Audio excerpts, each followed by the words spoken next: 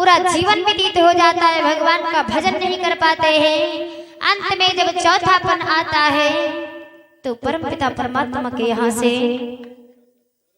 चिट्ठी आती है हम और आपके लिए। तो होता क्या है, परमपिता परमात्मा संकेत देता है क्या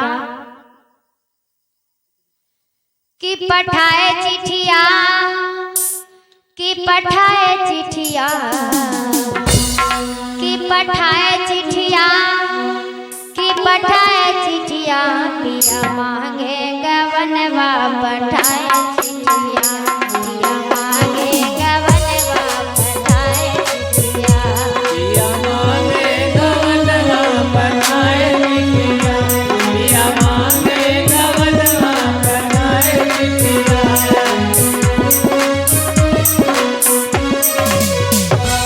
पठाए चिट्ठिया, पठाए चिट्ठिया, पठाए चिट्ठिया, पठाए चिट्ठिया, पिया मांगे गवनवा पठाए चिट्ठिया, पिया मांगे गवनवा पठाए चिट्ठिया, पिया मांगे गवनवा पठाए चिट्ठिया।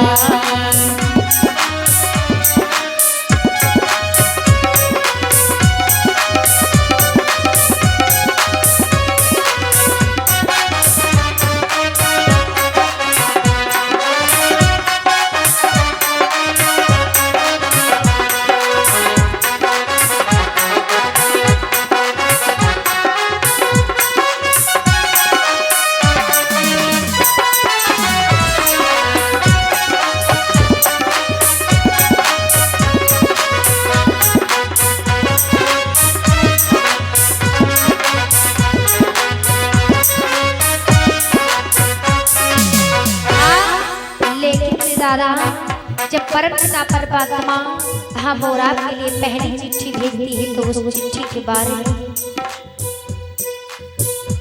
परमपिता परमात्मा संकेत क्या करता है कि पहली चिट्ठिया मावान पाती है, पहली नदिया बहती है, पहली नदिया बहती है। बाल पाती गए, बाल पाती, बाल पाती गए, बाल पाती गए।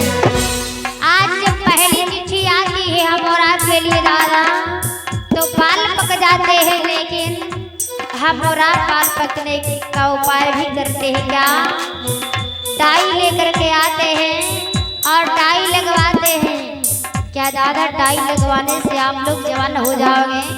नहीं, पहली चिट्ठिया बाल पाती गए, पहली चिट्ठिया बाल पाती गए, पहली चिट्ठिया बाल पाती गए। दूसरी महाली गई दतिया,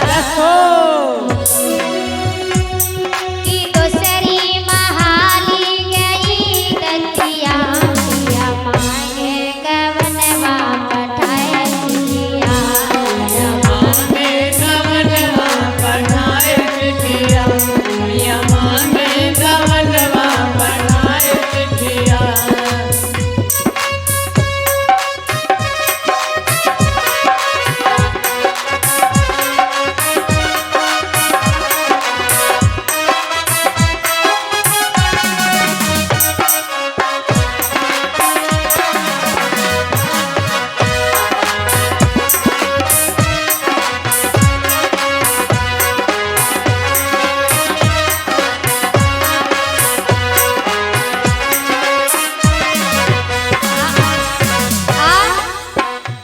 दूसरी में क्या होता है, मुंह में दांत नहीं है दादा, लेकिन जानते हो हॉस्पिटल में जाते हैं और दांत भी लगवा करके आते हैं। लेकिन आज तीसरी चिट्ठी में क्या होता है, तीसरी चिट्ठिया मकान बहिरी है, तीसरी चिट्ठिया मकान बहिरी है, चिट्ठिया मकान बहिरी है, किसान बहिरी है,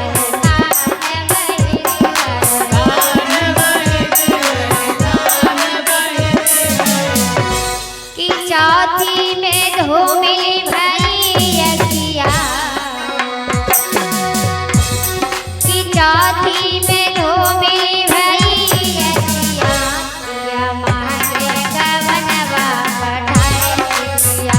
पिया मांगे गवनवा पठाए चिठिया, पिया मांगे गवनवा पठाए चिठिया। पठाए चिठिया हो पठाए चिठिया, पिया मांगे गवनवा पठाए चिठिया, पिया मांगे गवनवा पठाए चिठिया।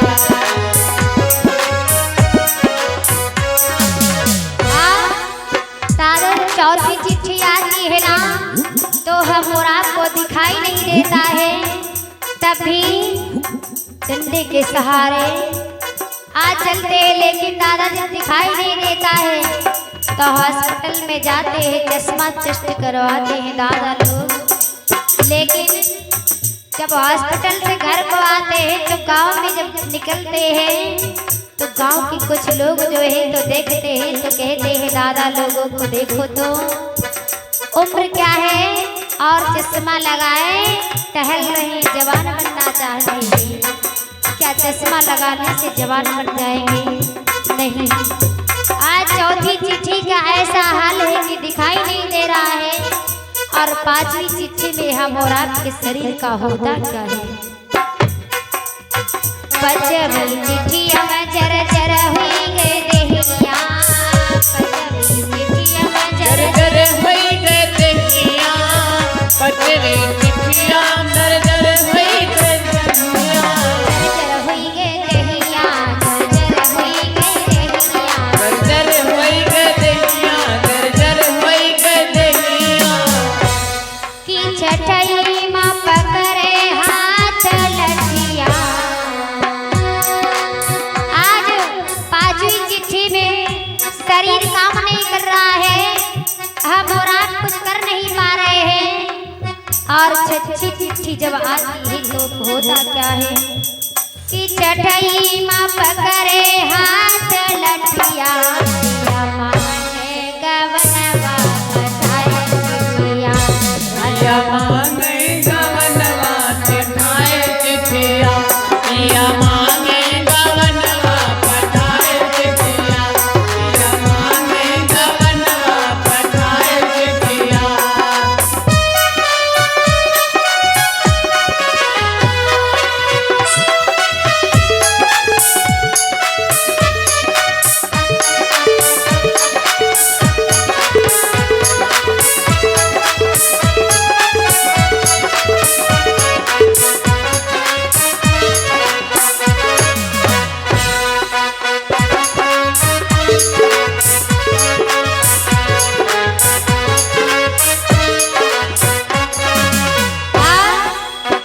सतई चिठिया में सब